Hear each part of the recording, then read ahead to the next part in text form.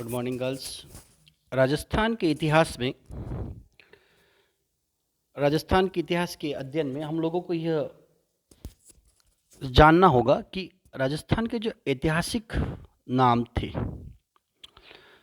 या भौगोलिक जो स्थान थे उनकी वर्तमान स्थिति क्या थी और वर्तमान स्थिति के साथ वे आज के समय में किस नाम से जाने जाते हैं और उनका ऐतिहासिक नामकरण क्या था।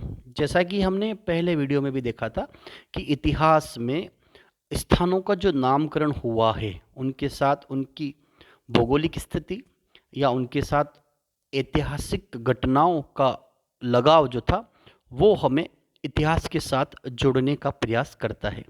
इसी क्रम में आज हम बात करेंगे कि राजस्थान इतिहास के वे प्राचीन नाम या भौगोलिक स्थान, इनकी वर्तमान में स्थिति क्या है। जैसे सबसे पहले अगर हम बात करते हैं वागड़, राजस्थान के दक्षिणी भाग को वागड़ कहा जाता है, जिसमें मुख्य रूप से बांसवाड़ा, डूंगरपुर, प्रतापगढ़ का क्षेत्र आया करता है और यहाँ पर बोली जाने वाली जो भाषा है वो वागड़ी हुआ करती है, जो वर्तमान में उदयपुर संभाग का क्षेत्र है और जहाँ से हम इसकी बात कर रहे हैं। परंतु इसी के साथ एक नया शब्द मिलता है बांगड़। बांगड़ का तात्पर्य होता है अरावली पर्वत श्रृंखलाओं का पश्चिमी भाग, जहाँ पर पुरानी जलोढ़ मिट्टी स्थित थी तथा जिसका विस्तार, इस क्षेत्र का विस्तार जो है, अगर हम वर्तमान में बात करते हैं तो राजस्थान के पाली, नागौर, सीकर और झुंझुनू का जो क्षेत्र है इसे हम किस नाम से जानते हैं? बांगड़ के नाम से जानते हैं, जो मुख्य रूप से मध्य राजस्थान के साथ लगने वाला पश्चिमी राजस्थान का क्षेत्र है और मुख्य रूप से 4 जिले जो हमें बांगड़ क्षेत्र को दर्शाते हैं। शब्दों में आप फेरबदल देखें तो वागड़ और बांगड़ ये एक समान शब्द है, जो भौगोलिक, पहला शब्द बोली के आधार पर रखा गया है, दूसरा शब्द बांगड़ जो शब्द है वह धरातलीय आधार पर रखा गया है, तीसरा जो बात की जाती है थली, थली का तात्पर्य होता है मरुस्थल के ऊंचे उठे हुए भाग को थली कहा जाता था, जिसमें जो जिले शामिल थे वे जिले थे बीकानेर व चूरू, जहाँ कोई भी नदी नहीं बहा करती है। यह थली या मरुस्थली का जो नामकरण हुआ वह थली जो है वो बीकानेर व चूरू का क्षेत्र कहा जाता है। इसी के साथ इसी का एक समकक्ष क्षेत्र है तल्ली, या जिसे प्लाया भी कहा जाता है। पश्चिमी राजस्थान में बालू का स्फुट अर्थात रेत की टीलों के मध्य भूमि को जो भूमि हुआ करती, रेत के टीलों के मध्य जो भूमि हुआ करती है उसे तिल्ली या प्लाया कहा जाता है। यह जो स्थिति है ये सर्वाधिक आपको जैसलमेर में देखने को मिलती है, जहां पर इस प्रकार के बालू का स्फुट या रेत के टीलों की अधिकताएं हुआ करती है। अगला शब्द है राठी। राठी का तात्पर्य हुआ करता है जहां पर कम वर्षा वाले क्षेत्रों को राठी कहा जाता है, जिसमें मुख्य रूप से बीकानेर, जैसलमेर व बाड़मेर क्षेत्र पाए जाते हैं और यहाँ पर पाई जाने वाली जो गाय की नस्ल है, गाय की नस्ल जो है उसे हम राठी के नाम से भी जानते हैं। परंतु यहाँ पर एक ऐतिहासिक शब्दावली है जिसको भी हमें ध्यान में रखना पड़ेगा। राठ या अहिरवाटी, राठी भौगोलिक क्षेत्र है, राठ या अहिरवाटी यह जो शब्द है, राठ या अहिरवाटी का तात्पर्य हुआ करता है यादव वंश या अहिर द्वारा शासित प्रदेश।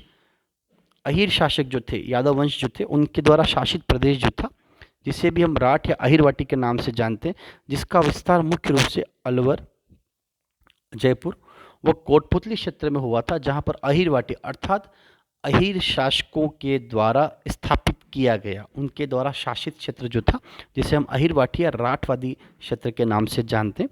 इसी के साथ अगला जो शब्द है वो है माल या हाड़ौती। बेसाल्ट लावा के द्वारा निर्मित भौगोलिक प्रदेश जिसका विस्तार कोटा, बूंदी, बारा व झालावाड़ में है, इसे हम माल या हाड़ौती के नाम से जानते हैं।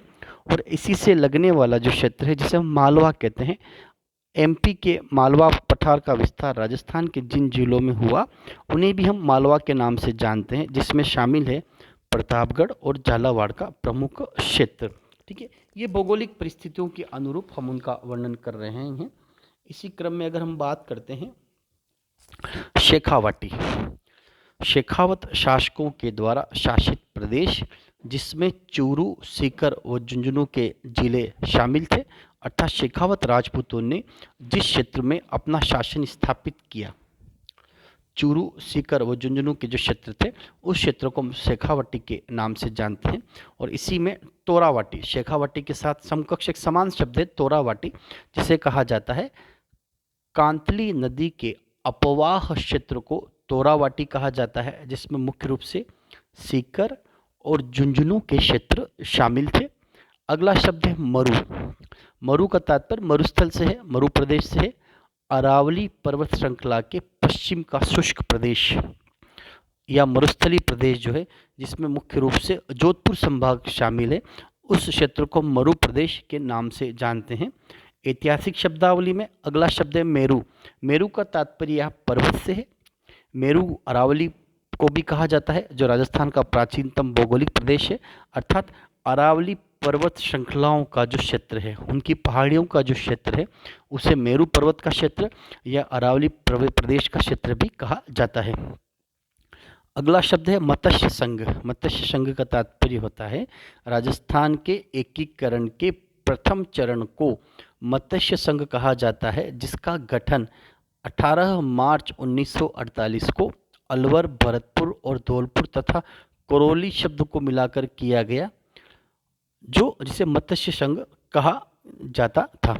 मत्स्य संघ का तात्पर्य हुआ करता था यह एक ऐतिहासिक जनपद काल में अलवर के दक्षिणी भाग को मत्स्य कहा जाता था, जिसकी राजधानी बेराट जयपुर में थी, जिसका परिवर्तित नाम विराटनगर था। और मत्स्य जनपद भारत के प्राचीन इतिहास में 16 महाजनपद जो थे, 16 महाजनपदों में राजस्थान के अंदर जो जनपद था उसे मत्स्य जनपद के नाम से जानते थे, जिसकी राजधानी शूरसेन थी। शूरसेन जनपद जो था जिसकी राजधानी मथुरा थी। कुरु जनपद जो था जिसकी राजधानी इंद्रप्रस्थ थी अर्थात दिल्ली। और मत्स्य जो क्षेत्र था जिसका परिवर्तित नाम विराटनगर था, जिसे बाद में बेराट भी कहा गया, इसकी राजधानी बेराट थी। इससे लगने वाले जो क्षेत्र थे कुरु जनपद, शूरसेन जनपद और मत्स्य जनपद। ठीक है, अगला जो शब्द है वह है मेवात। मेवात का अर्थ होता है अलवर भरतपुर जिले को कहा जाता है, क्योंकि इस क्षेत्र में मेव जाति की आधिपत्य के कारण इस क्षेत्र को मेवात कहा जाता है। मेवल, मेवात शब्द से के समकक्ष एक नया शब्द और मिलता है मेवल। मेवल का तात्पर्य होता है डूंगरपुर व बांसवाड़ा के मध्य पहाड़ी क्षेत्र को मेवल कहा जाता है, जो मुख्य रूप से भील जनजाति का क्षेत्र हुआ करता था। तो एक शब्द होता है मेवात और दूसरा शब्द हुआ करता है मेवल। मेवल, मेवल का तात्पर्य वही वागड़ क्षेत्र के पहाड़ी क्षेत्रों में निवास करने वाली मुख्य आदिवासी जनजाति, जिसे हम मेवल या मेवात के नाम से जानते हैं। अगला शब्द जो आता है वो था बीड़। बीड़ का तात्पर्य हुआ करता है शेखावटी क्षेत्र में झुंझुनू जिले में पाई जाने वाली चारागाह भूमि को बीड़ कहा जाता है, जिसे खुले मैदान भी कहा जाता है, चारागाह भूमि भी कहा जाता है। और इसी का एक समकक्ष क्षेत्र है बीहड़ या डांग। बीहड़ का तात्पर्य हुआ करता है चंबल नदी के क्षेत्र में अवानीकाली अपरदन के कारण भूमि में जो उबड़ खाबड़ जो जगह हो जाया करती थी उसे बीहड़ कहा जाता है। और इसमें जो शामिल जिले हैं वो हैं करौली, धौलपुर और सवाई माधोपुर। इसी के साथ अगला जो शब्द है वो है बोराट। बोराट का क्षेत्र उदयपुर की गोगुंदा की पहाड़ी व राजसमंद की कुंभलगढ़ पहाड़ी के मध्य स्थित पठारी भाग जो है, जहाँ पर राजस्थान का सब दूसरा ऊंचा पठार है 1255 स्थित, उसे बोराट का क्षेत्र कहा जाता है। और बोराट से ही लगने वाला एक अन्य क्षेत्र है बोमट। बोमट का पठार उदयपुर का दक्षिणी भाग और मुख्यतः डूंगरपुर के मध्य का पहाड़ी क्षेत्र बोमट कहा जाता है। और इस क्षेत्र में भील जनजाति की अधिकता के कारण इसे हम बोमट के नाम से जानते हैं, जिसमें मुख्य रूप से उदयपुर और डूंगरपुर जिला जो है उसके क्षेत्र सम्मिलित हुआ करते हैं। अगला शब्द है ब्रजनगर। झालावाड़ के जालरा पाटन का प्राचीन नाम। ब्रजनगर, ब्रजनगर राजस्थान के भरतपुर जिले को कहा जाता है, जो मुख्य मुख्यतः यूपी से संलग्न लगता हुआ है। मारवाड़ पश्चिमी राजस्थान को कहा जाता है, जहाँ मुख्य रूप से मारवाड़ी बोली जाती है। इसका विस्तार मुख्य रूप से जोधपुर संभाग में है। मेवाड़, मेदपाट या प्रागवाट ऐतिहासिक काल में उदयपुर, चित्तौड़गढ़ व राजसमंद भीलवाड़ा के क्षेत्र को मेदपाट या प्रागवाट को मेवाड़ कहा जाता था। इसी के साथ मेरवाड़ा, मारवाड़ व मेवाड़ के मध्य स्थित क्षेत्र, जिसका विस्तार मुख्य रूप से अजमेर व आंशिक रूप से राजसमंद क्षेत्र में शामिल है, जिसको एकीकरण के अंतिम चरण में अर्थात 1 नवंबर 1956 में इसे राजस्थान में मिलाया गया था।